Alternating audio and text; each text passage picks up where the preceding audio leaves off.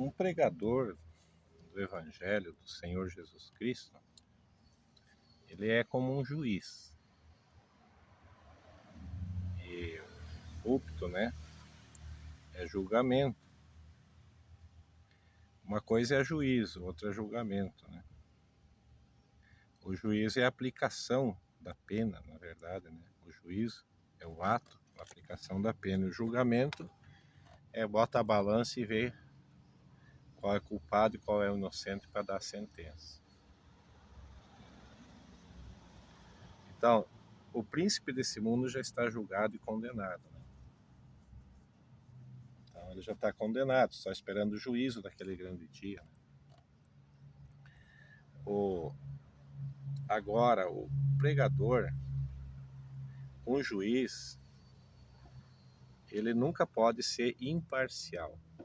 Ele tem que ser imparcial. Ele não pode se pender para um lado ou defender uma tese e puxar para o lado dele.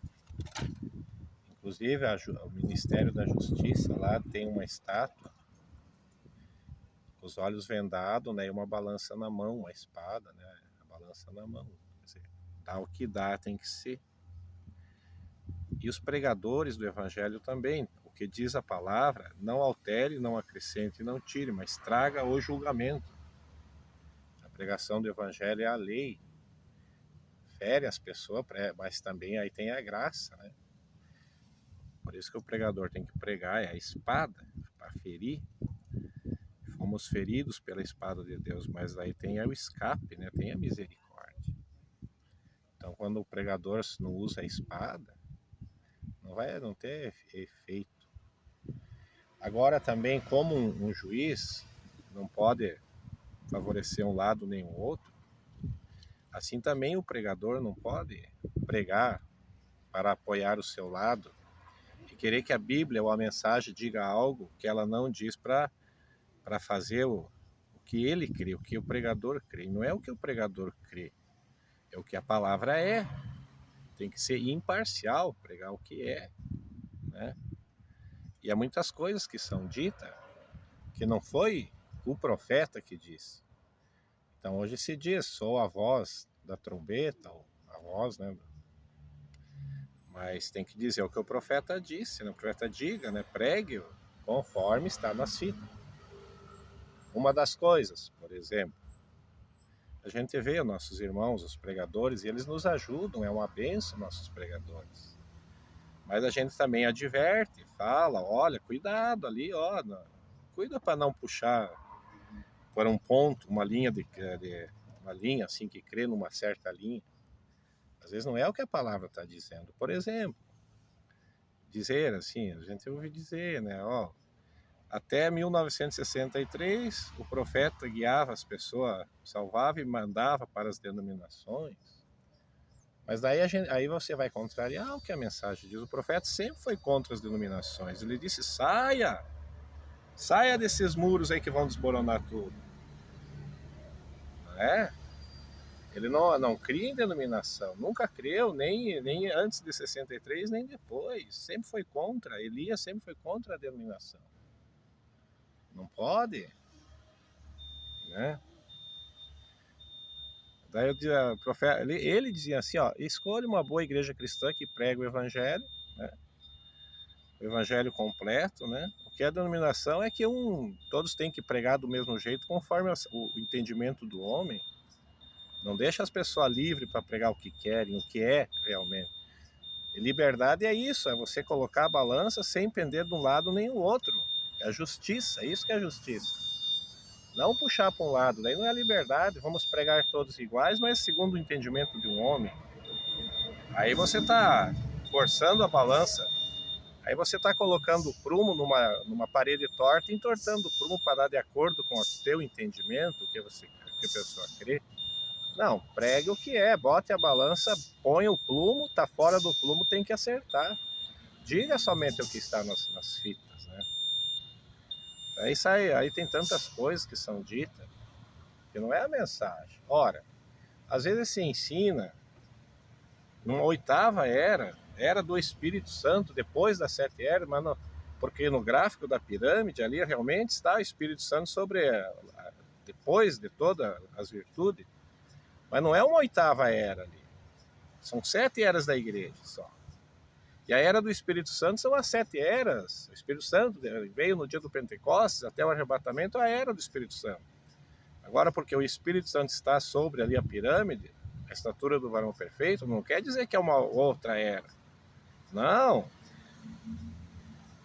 A era, o Espírito Santo repousa sobre essas 7 naturezas. É o Espírito Santo que edifica esse edifício para ele morar. Não é? Não pode se entender mal, querer dizer, o profeta nunca disse numa oitava era. Ele falou no 8º dia.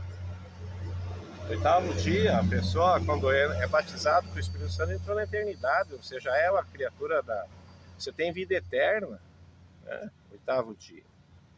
Cuidar o que o profeta disse, não você para puxar para o seu lado, segundo o que a pessoa crê. Né? Tem que ser imparcial. Bota a balança, diga o que a mensagem diz e pronto. Aí sim, agora se eu quero puxar, tem a parede está torta. Eu pego o plumo e entorto, viu como? Mas você está entortando o plumo, não pode alterar, não pode influenciar no plumo, fazer o plumo da fora, para concordar com o que a pessoa crê. Né? Tem que dizer como está nas fitas. Né? Ensinar o que está nas fitas, não o que é puxar para o lado. É que nem o juiz, hoje em dia você vê muito juiz que quer, né, dar ganho de causa para uma injustiça. O juiz tem que ser justo. Tem que ser justo, justiça. Nos convém cumprir toda a justiça. A justiça é a palavra de Deus, pregar a palavra de Deus. Né? Não acrescentar ou tirar, puxar para o seu lado. Dizer coisas que o profeta não disse. Criar uma 8ª era. Não tem, são 7 eras. Depois o milênio, né? O arrebatamento, o milênio.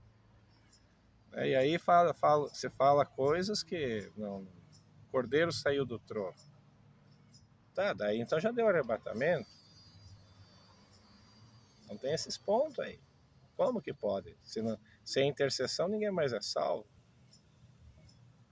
Então tem esses pontos. Então às vezes a interpretação não é o que o profeta disse. A pessoa pensou aquilo ali, um pensamentozinho que falou o profeta. Então o juiz é imparcial. Tem que ser o que é, dizer o que é, não puxar para o seu lado, para apoiar o ponto que a pessoa querer.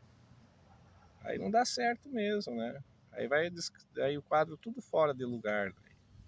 Agora é bonita a pregação, quando fecha de Gênesis, Apocalipse, as aplicações corretas, né? Tudo certinho, né? Aí fica bom. Aí a gente se alegra, né? Então os pregadores devem cuidar dessas coisas, os pregadores que nos ajudam, né? São eles, nós estamos olhando para os pregadores. Agora também nós não vamos aceitar tudo, né? Concordar. Porque os crentes de Paulo lá, eles pegavam as cartas de Paulo e examinavam se é aquilo mesmo. E há tanta coisa que se prega, às vezes, que nem tem, às vezes prega lá sobre os gibeonitas e condena, né? Que Josué errou. Ele não consultou a Deus, mas que aplica, às vezes, aquela escritura dos gibeonitas. Os gibeonitas se tornaram um povo, depois eles eram tiradores de água e puxavam lenha para o sacrifício. Eles seguiam o povo de Israel. Uma vez Saul quis matar eles, trouxe uma maldição sobre Israel. Tiveram que matar os homens de Saul, lá Saul perseguiu eles. Então, eles se escaparam de morrer, os gibeonitas. Deus não disse ali, Deus não fala, tu não ouve, vê Deus repreendendo Josué, mas vê as pessoas brabas com Josué.